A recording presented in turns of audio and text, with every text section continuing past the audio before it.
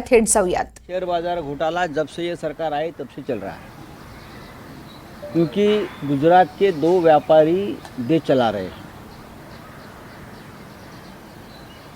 गुजरातचे दोन व्यापारी देश चालवत आहेत। व्यापारी राजा जेव्हा व्यापारी असतो तेव्हा प्रजा भिकारी होते। कालचा स्टॉक एक्झिट पोल नंतर आणि काल काँग्रेसचे नेते राहुल गांधी यांनी कालच्या स्टॉक एक्सचेंजमधल्या घोटाळ्यासंदर्भात 30 लाख कोटी रुपयाची उलाढाल केली। काही लोकांनी 30 लाख कोटीची उलाढाल केली आणि राहुल गांधींनी मागणी केली आहे संयुक्त संसदीय समिती जेपीसी मार्फत ही चौकशी व्हावी। या कालच्या घटनेच्या शेअर बाजारामध्ये अचानक जी काय कृत्रिम चढ दाखवला त्याचे लाभार्थी कोण आहेत हे आता उघड झालं। भारतीय जनता पक्षाला मदत करणारे सगळे व्यापारी, उद्योगपती, राजकारणी हे याच्यामध्ये शेकडो कोटीचे लाभार्थी आहेत। यासारखा घोटाळा सरकार स्थापनेपासून सुरू आहे आणि मोदी देशसेवेच्या गप्पा मारतायत। माहिती आहे, तिसरी टर्म देशसेवेसाठी, तिसरी टर्म ही कॉर्पोरेट आणि व्यापाऱ्यांच्या सेवेसाठी। मोदींची तिसरी टर्म ही कॉर्पोरेट आणि व्यापाऱ्यांच्या सेवेसाठी, त्यांना सरकार बनवण्यासाठी मदत करणाऱ्यांच्या सेवेसाठी हे आता स्पष्ट झालेलं आहे। शेअर बाजार म्हणजे जनतेचे प्रश्न सुटले असं नाही ना। अजूनही नरेंद्र मोदी बेरोजगारी, महागाई, चीनची घुसखोरी असे अनेक प्रश्न या देशामध्ये आहेत, त्याच्यावर बोलले नाही। ते अजूनही शेअर बाजारावर बोलत आहेत। अमित शहा आणि नरेंद्र मोदी हे सरकार जे येत आहे तिसऱ्यांदा हे कॉर्पोरेट, उद्योगपती आणि व्यापारी यांच्यासाठी, आणि हे सगळे लाभार्थी एकत्र येऊन ते सरकार बनवण्याचा प्रयत्न करतायत आणि हे सरकार टिकणार नाही, हे परत सांगतोय। संविधान बदलण्याची भाषा करणारे काल संविधानासमोरच नतमस्तक झालेलं चित्र पाहिलं। नाटक,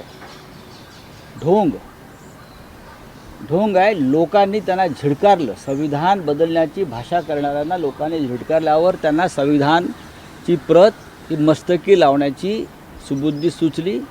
त्याबद्दल भारतीय जनतेचे मी आभार मानतो। भूपेश बघेल बोलतायत की हे सरकार 6 महिने ते 1 वर्षामध्ये पडणार आहे। हे सरकार खरोखर टिकणार नाही। भूपेश बघेल आता बोलतायत, हे मी निकाल लागल्यापासून म्हणतोय, हे सरकार टिकणार नाही। कोणी काही करू द्या, हे नरेंद्र मोदींनाही माहिती आहे, अमित शहानाही माहिती आहे। त्यांचे चेहरे बघा, त्यांचा चेहरा सांगतोय।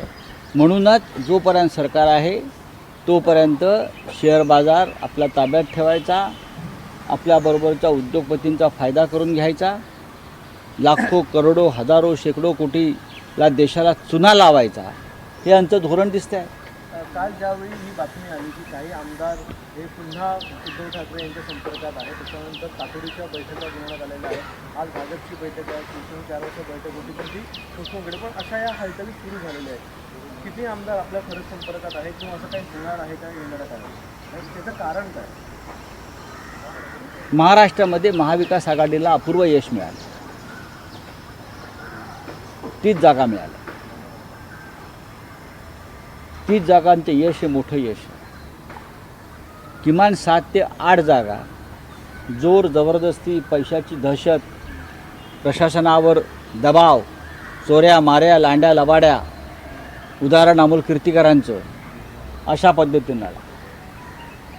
नाहीतर महायुती म्हणून जो काय आहे त्यांना 10 जागा मिळाल्या नसत्या। विधानसभेला याचा वचपा काढला जाईल या चोऱ्या माऱ्यांचा।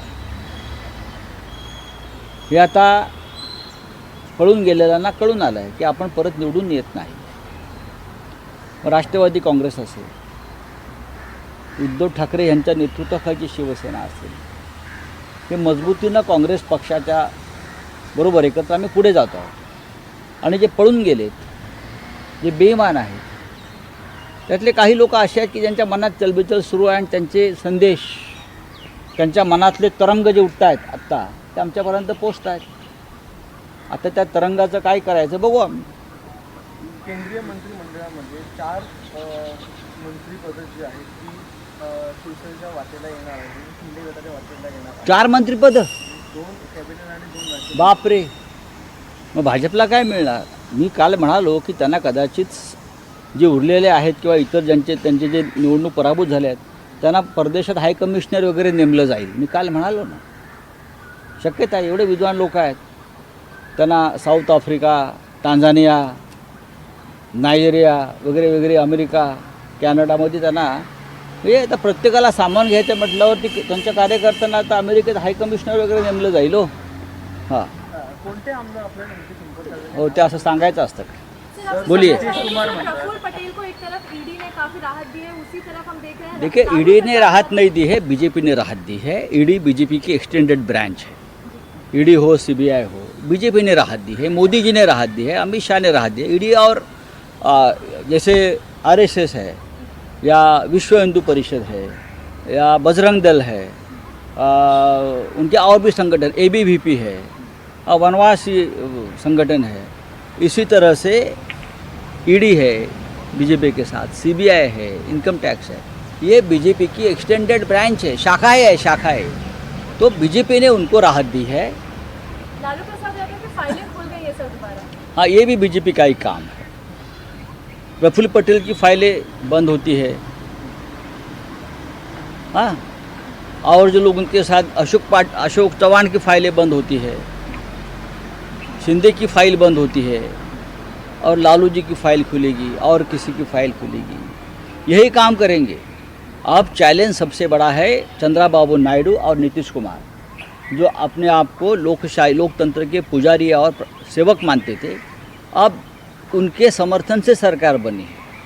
तो संविधान, कानून और लोकतंत्र बचाने की जिम्मेदारी ये 2 लोगों की है. चंद्रबाबू नायडू की जो फैमिली का पूरा ओवरऑल इनकम 850 करोड़ बढ़ी है, 5 दिन में 64% इंक्रीज हुआ है, क्या कहना चाहते हैं? राहुल गांधी ने जो कहना है वो कह दिया है.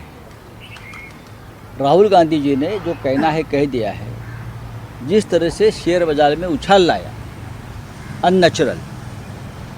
ये अपने साथ जो लोग बैठे हैं, चाहे व्यापारी हो चाहे राजनेता हो,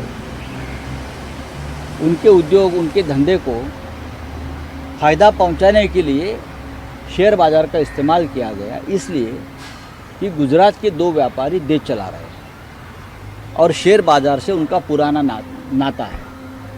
तो ये होता रहेगा और भी होता रहेगा, आगे भी होता रहेगा.